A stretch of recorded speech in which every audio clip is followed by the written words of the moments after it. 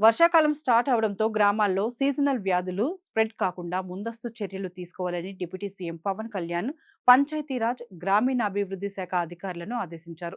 తాగునీరు, పారిశుద్ధ్య నిర్వహణ, దోమల నియంత్రణపై పవన్ రివ్యూ చేశారు.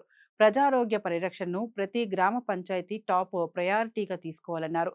రెగ్యులర్గా పారిశుద్ధ్య పనులు చేపట్టాలని, అన్ని పంచాయతీల్లో బ్లీచింగ్ పౌడర్, క్లోరిన్ బిళ్లలను అందుబాటులో ఉంచాలని చెప్పారు.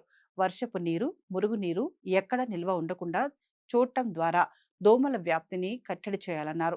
ఫ్రైడే డ్రై డే ప్రోగ్రామ్ను స్టేట్ వైడ్గా పక్కాగా అమలు చేయాలని, ప్రతి శుక్రవారం అధికారులు ఫీల్డ్లోకి వెళ్లి మురుగునీటి నిల్వలను క్లియర్ చేయాలని స్పష్టం చేశారు. దోమల వల్ల డెంగ్యూ, మలేరియా, చికెన్ గున్యా వచ్చే డేంజర్ ఉన్నందున ప్రతి గ్రామంలో ఫాగింగ్ చేయాలన్నారు. సోషల్ మీడియా, వాట్సాప్ గ్రూపులు, మైక్ అనౌన్స్మెంట్ల ద్వారా ప్రజల్లో అవేర్నెస్ పెంచాలని, తాగునీటి పైపులైన్లలో లీకేజీలు లేకుండా చూడాలని పవన్ సూచించారు.